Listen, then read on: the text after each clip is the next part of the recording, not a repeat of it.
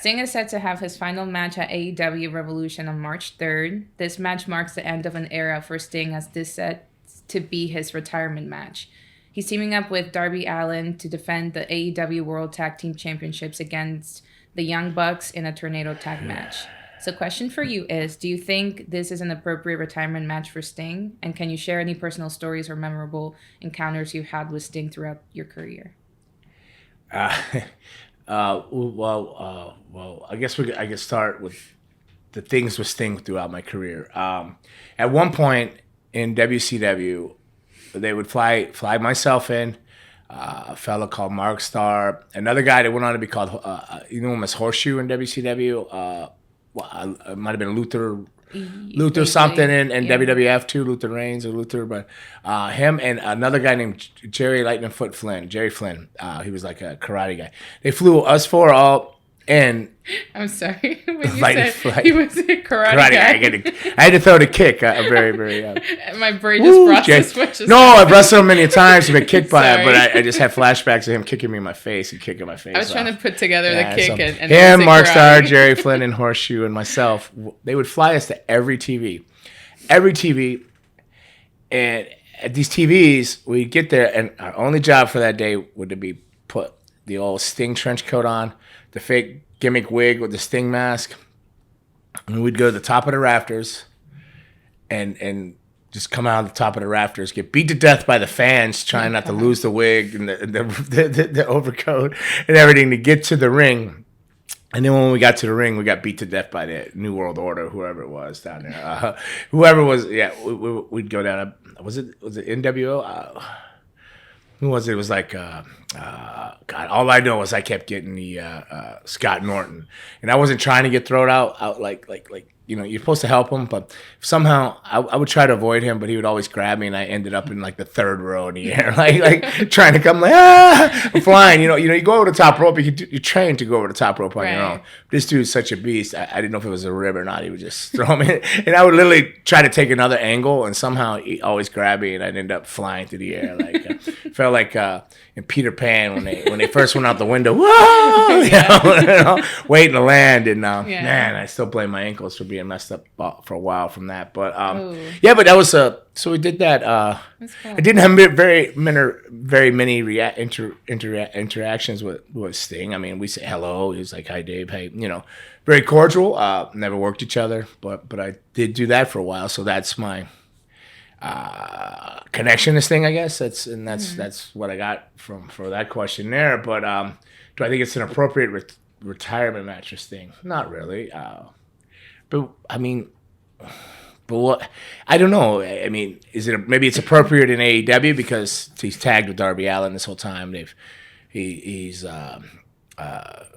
obviously invested in somebody there at the company, whether it's Sting or Darby Allin or Tony Khan or all three together, or somehow they've tied them together, you know, to be a tag team. I don't know.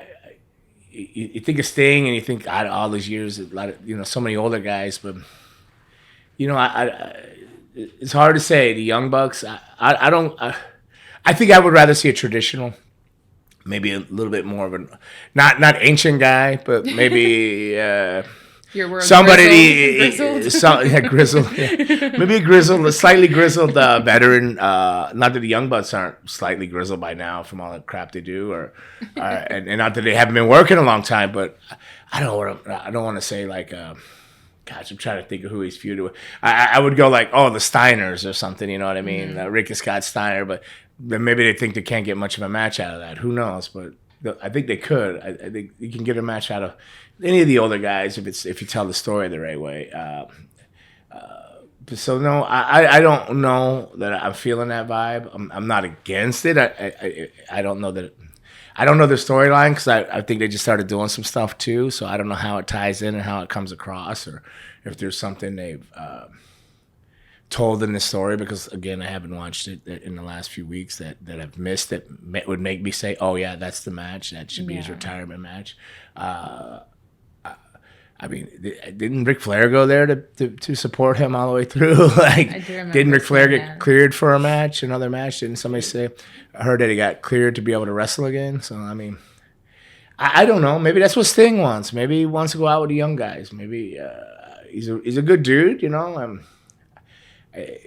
I have no idea. Yeah, I really have no idea. Does it make sense to me? No, because I haven't watched wrestling in the last few weeks to understand the storyline or know where it's going. That's just being honest. So I don't know. I love the Young Bucks. I know a lot of people don't like them. I like them. They're great guys. I get along good with them.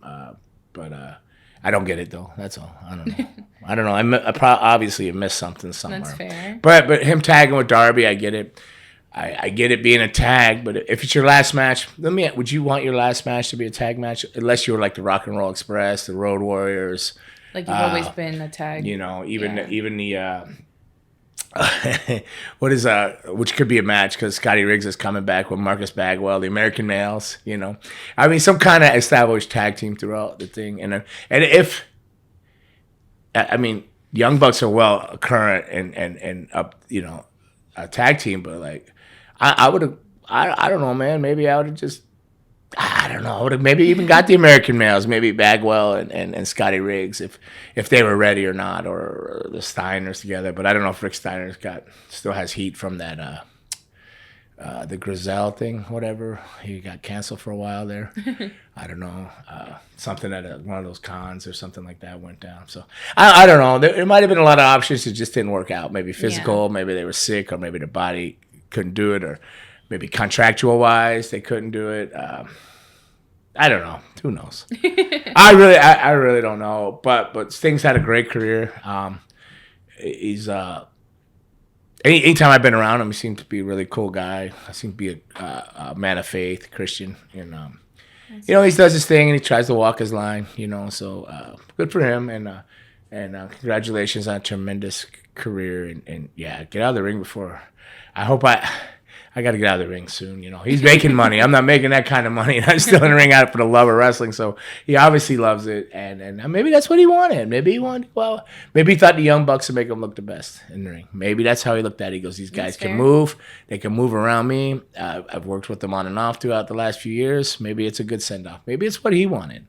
Maybe he picked that. Maybe he thought they would make him look good. So then, if that's the case, then that makes sense. You know, he trusts them. Then if he maybe it comes down to the T word, trust. That's fair. So if you trust them, you trust somebody. You'd want to have your last match with them. Do you trust one of the older guys' knee not to go out, or hip, or drop you on your head, or like a Goldberg kick to the head and give you a concussion to Bret Hart? You know, I don't know. Maybe that's how he wants to go out, and he trusts them to make him look good and do a great farewell for him. So and they're capable of bumping all over and moving all around you, the Young Bucks. So maybe that's what's up. I don't know. Fair. And then more on Sting's retirement match. So Kevin Nash, a longtime friend and rival of Sting, has stated that he will not be able to attend Sting's last match due to contractual obligations with WWE. Kevin Nash is currently under a Legends contract with WWE. And then a question for you is this a common practice by WWE? Have wrestlers always been banned from attending other opposing wrestling promotions, even as a member of the audience? These pesky Legends contracts. Yeah. You sign a Legends contract, you do have some say in some stuff. No, I don't think they've always banned you. I mean, you use judgment. I think it depends upon your relationship with that person or what company that person's in and what level they're on or what they've done towards where their relationship stands with the company. Like I don't know. Maybe they just maybe with the sell to TKO or whatever it's called, whatever the new company's called and stuff like that, and everything going on with the Rocky Waters and all that. Maybe they're just tightening up the ship and had enough of saying, all right, you know, everybody can't just do what they want to do. You're under contract, they're paying you. You got to do that. But I'm sure Kevin Nash probably wanted to be there. But yeah, it had to be the Legends contract, and it used to be flexible. I think it was all that. I mean, you had common sense whether you knew you could ask or get away with something like that or not. I wouldn't have thought that would have been too big of a problem, but I guess maybe I don't know. Maybe with the new sale and everything and all the stuff going on, they just don't want to. Maybe they're trying to put a final nail in the coffin towards AEW. Even though it's good to have competition, I believe there should be as many companies possible if the benefits the wrestlers to have work and make money and stuff. Even if some aren't experienced, they don't need to be there. Well, they're trying to get experience, but It does build monsters. That's a whole other story. But has nothing to do with this. But yeah, I'm sure Kevin wanted to be there. That's a bummer. He couldn't be there for his friend, because he's a pretty loyal guy, Kevin Nash, to his friends and stuff, from what I know of him. So yeah, That those makes pesky sense. Legends contracts. But you're getting paid all the time, so you know. Have you ever found yourself in a situation similar to Kevin Nash where you couldn't attend a significant event of a friend or peer in the industry due to contractual constraints? And how did you handle it? Not necessarily. No, no. The only time I found myself in situations is if it was booked and there was a death and there was a funeral and I couldn't, because you're obligated to make your booking or something. Sometimes they'd be flexible, and if it was a guy that worked for the company for a long time, like when Owen Hart passed away, actually Vince or WWF bought everybody their tickets and got their hotels and all that for them to go to the funeral. Of course, it was under some crazy circumstances that it happened, so maybe they felt obligated to do that. But they've done that for other people too. So, but there has been many times and that was probably more my choice. I probably could have said, "Hey, I got to go to a funeral," but it's just my work ethic and something, And I've Right. been bummed, but I've never experienced where I've been under contract and they said, "No, you can't go see that guy." But I probably exercise common sense too. It's like, is it really important for me to go see somebody over there and say hi and just stop in and Right. have coffee and catering? Is it really worth the heat or something like that? I use common sense and say, "Wow, just pass on that." Just call him on the phone and go meet him for lunch at Starbucks or wherever the heck we eat Right. lunch at, someplace. But no, it's never happened to me. Awesome. Oh, Yeah, very boring answers for you there. Very simple.